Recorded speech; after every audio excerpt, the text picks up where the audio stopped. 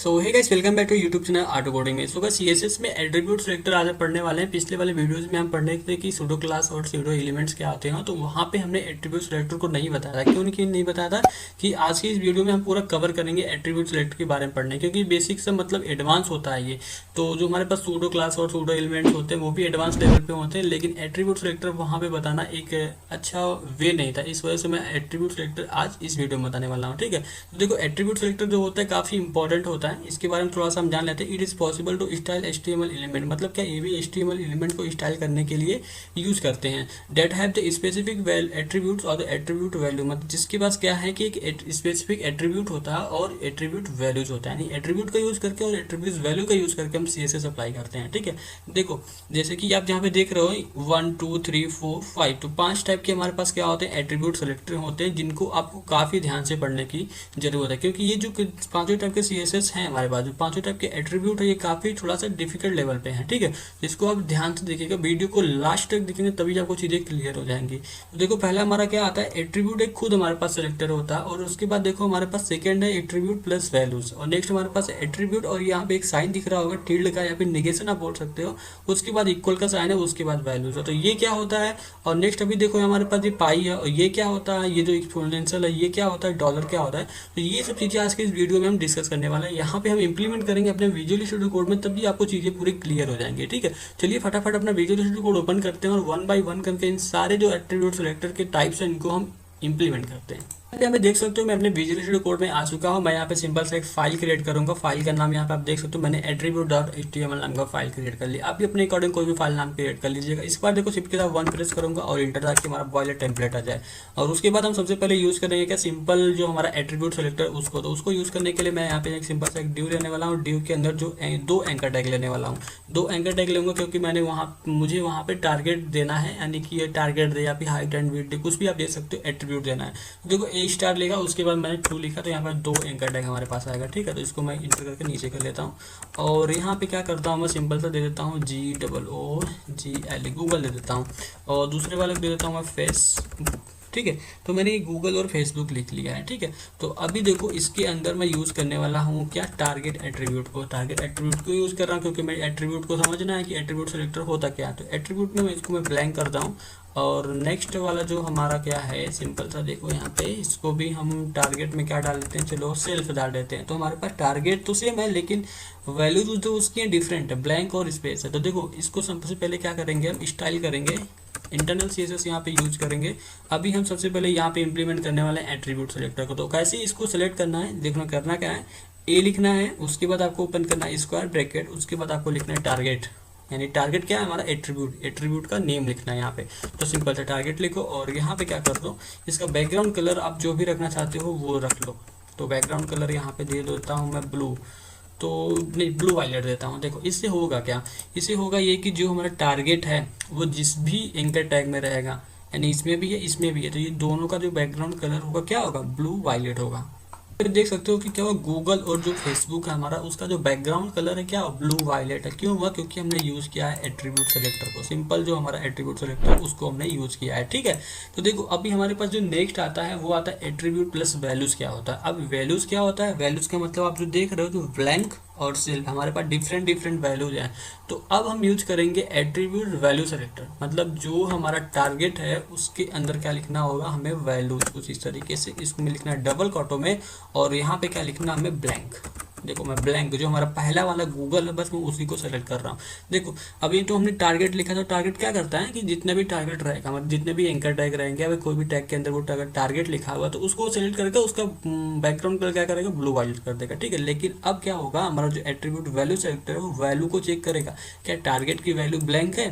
अगर जहाँ भी टारगेट की वैल्यू ब्लैंक रहेगा वो उस पार्ट को, उस एलिमेंट को जो बैकग्राउंड कलर होगा वो ब्लू वायलेट कर देगा। देखो अभी हम इसको रिफ्रेश करेंगे तो हमारा भाई क्या, सिर्फ गूगल का ब्लू वायलेट होगा और ये रिमूव हो जाएगा। देखो रिफ्रेश किया तो गूगल का जो हमारा बैकग्राउंड कलर है क्या हो गया, ब्लू वायलेट हो गया। तो इस तरीके से हमारा होता है क्या है, एट्रीब्यूट वैल्यू सेलेक्टर। ठीक है, तो अभी देखो हमारे पास नेक्स्ट आता है, जैसे कि यहाँ पे टिल्ड आप बोल सकते हो या फिर आपको निगेशन भी बोल सकते हो, तो कुछ इस तरीके से होता है। तो इससे ये कि एक्चुअली क्या होता है कि जो मतलब ये होता है कि जो हमारा ब्लैंक है, अगर मैं इसको सिंपल सा क्या करता हूँ, इसको रिमूव कर देता हूँ। जैसे यहाँ पे क्या कर देता हूँ, मैं डेटा लिख देता हूँ। तो हमने क्या किया, हमने टारगेट के अंदर क्या लिखा है, डेटा लिखा है। तो अगर मैं यहाँ पे क्या करता हूँ, जैसे कि 1 सेकेंड, यहाँ पे इसको कंट्रोल जेड करके इसके बगल में क्या करता हूँ, मैं डेटा लिख देता हूँ।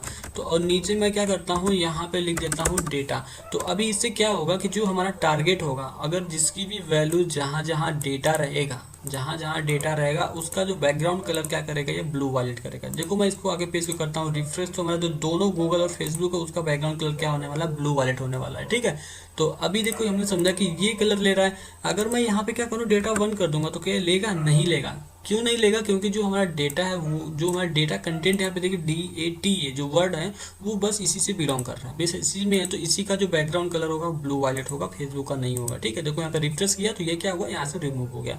तो ये होता है हमारा कुछ इस तरीके से ये वाला सिलेक्टर, जो एक टिल्ड बोल सकते हो या फिर नेगेशन आप बोल सकते हो। ठीक है, तो हमारे पास नेक्स्ट आता है, उसके बाद एक पाई होता है। जैसे कि ये पाई देखो, तो जैसे यहाँ पे मैं शिफ्ट के साथ ये वाला प्रेस करूंगा तो ये हमारा पाई आएगा। ठीक है, देखो हमारा पाई आ गया। तो ये एक्चुअली क्या होता है, इसका मतलब क्या होता है, जैसे कि आप यहाँ पे डेटा दिख रहे हो, अगर मैं डेटा के साथ क्या करूँ, यहाँ पे हाइफन करूंगा, तो देखो डेटा जो हमारा होगा उसको तो सेलेक्ट नहीं करेगा। क्यों नहीं करेगा, मैं अभी आपको बताता हूँ। देखो इसको रिफ्रेश करना है 1 सेकेंड, तो लेट मी रिफ्रेश। तो देखो यहाँ पे करूंगा मैं रिफ्रेश, तो क्या होगा, जो हमारा गूगल और फेसबुक दोनों का यहाँ पे बैकग्राउंड रिमूव हो गया। क्यों रिमूव हो गया, हमारे पास जो डेटा है वो यहाँ पे मैच नहीं कर रहा है। लेकिन एक चीज़ का आप ध्यान रखो, अगर मैं इसी को यहाँ पे रिमूव करूंगा, जैसे कि ब्लैंक देख रहे हो, अगर मैं इसको रिमूव करता हूँ तो अभी क्या होगा, देखना अभी क्या होगा कि जो हमारा गूगल है उसका बैकग्राउंड कलर आएगा ब्लू वायलेट। क्यों आ रहा है, क्योंकि जो हमारा ये सेलेक्टर होता है कुछ इस तरीके से वर्क करेगा।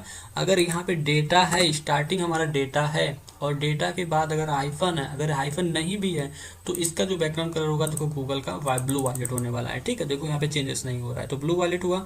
तो इसका मतलब ये है कि अगर यहाँ पे हाइफन के बाद आप कुछ भी लिख दो, कोई भी चीज़ यहाँ पे लिख दो, टॉप लिख दो या फिर लेफ्ट राइट से कुछ करके लिख दो, लेकिन क्या होगा, हमारा जो गूगल का जो बैकग्राउंड कलर होगा वो ब्लू वायलेट ही रहेगा। ठीक है, तो ये कुछ इस तरीके से ये वाला सेलेक्टर वर्क करता है।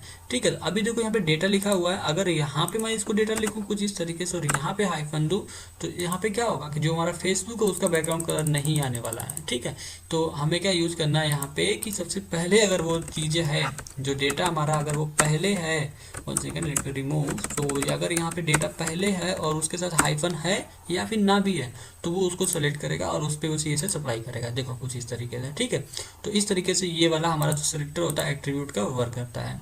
देन होता है बस वो टॉप में रहता है। तो यहाँ पे शिफ्ट के साथ में 6 को प्रेस किया तो ये वाला हमारे पास आ गया। तो ये एक्चुअली क्या होता है, अगर हमारा जो डेटा है यानी DAT है, तो हमारा जो एट्रीब्यूट होगा अगर उसकी वैल्यू डेटा से स्टार्ट हो रही है, डेटा से स्टार्ट हो रही है, एंडिंग कुछ भी हो जाए, जैसे कि यहाँ पे कोई और एट्रीब्यूट आप यूज़ कर लो, उसके बाद एट्रीब्यूट यूज कर लो। ठीक है, तो अगर एंडिंग में किसी भी चीज़ से हो रहा है, लेकिन जो उसका बैकग्राउंड कलर होने वाला क्या होने वाला है, ब्लू होने वाला है। ठीक है, मतलब स्टार्टिंग एट्रीब्यूट की वैल्यू देखता है।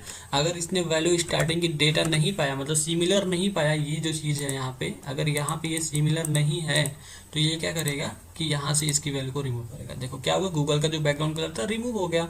अगर यही चीज़ यहाँ पे अगर देख रहे हो, जो डेटा हमारा है यहाँ पे हम डी यहाँ पे लिख देंगे, एक चीज़ अगर आप मिस करोगे तो वो अप्लाई नहीं होगा। तो ये इस चेक करता है कि स्टार्टिंग क्या है, तो स्टार्टिंग पॉइंट पे चेक करेगा। अगर ये डेटा सिमिलर होगा तो इस तरीके से आप इस एट्रीब्यूट को आप यूज़ कर सकते हो। ठीक है, नहीं ये जब यूज़ करते हैं तो हमारे पास मल्टीपल टाइप के एंकर टैग होते हैं या फिर जो हमारा इनपुट होता है उसमें यूज होता है।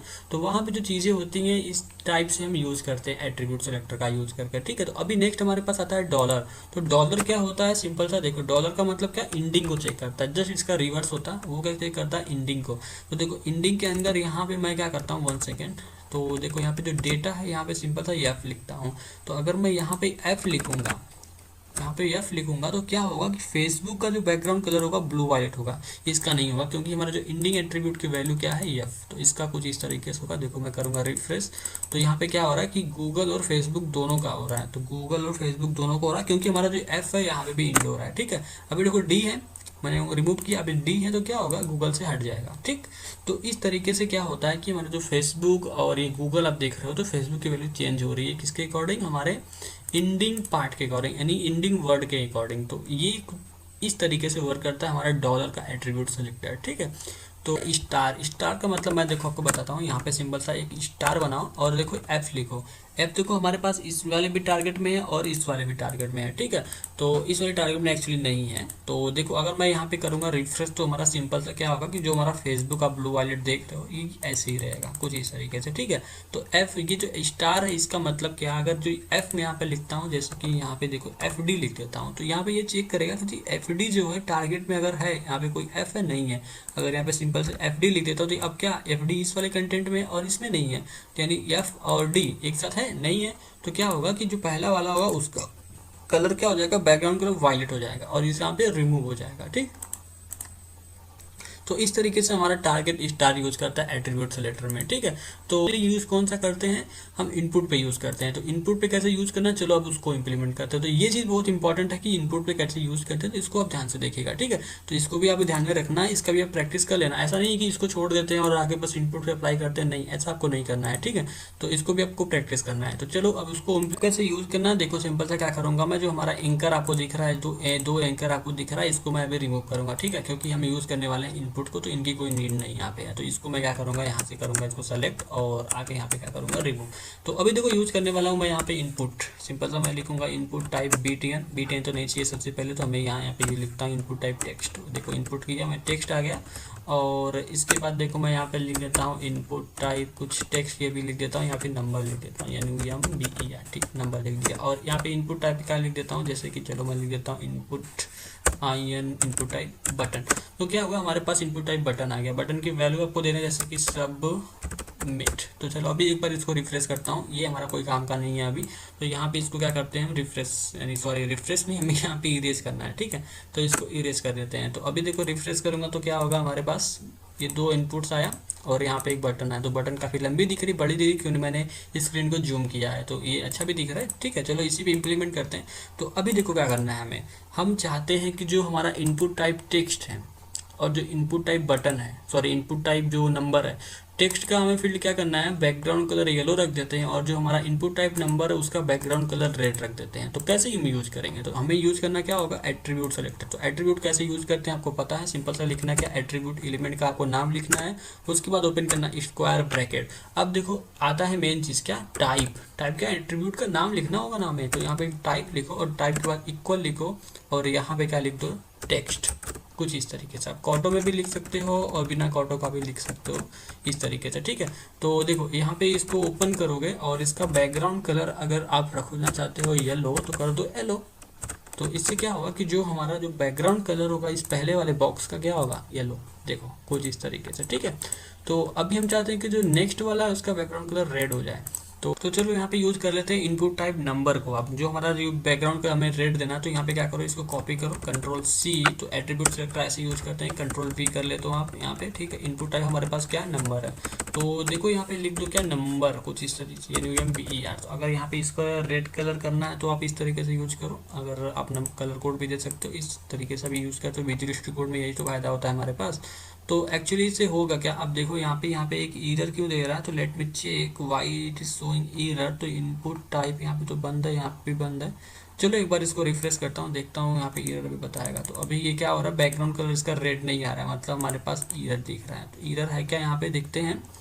एरर दिखा रहा है कि हमारे पास सेलेक्टर एक्सपेक्टेड रूल एक्सपेक्टेड। तो क्या हुआ हमारे पास, लगता है इसका कुछ गड़बड़ हो गया फॉर्मेट। तो चलो यहाँ पे एक ब्रैकेट कम था, तो यहाँ पे एक रेड लिख लेता हूँ सिंपल था, ठीक है। तो वो फॉर्मेट गलत हो गया था। तो देखो फॉर्मेट गलत का मतलब सिंपल सा सेलेक्ट करोगे तो आरजीबी वैल्यू में आएगा, ठीक है। तो वहाँ पे एक ज़्यादा हो गया था।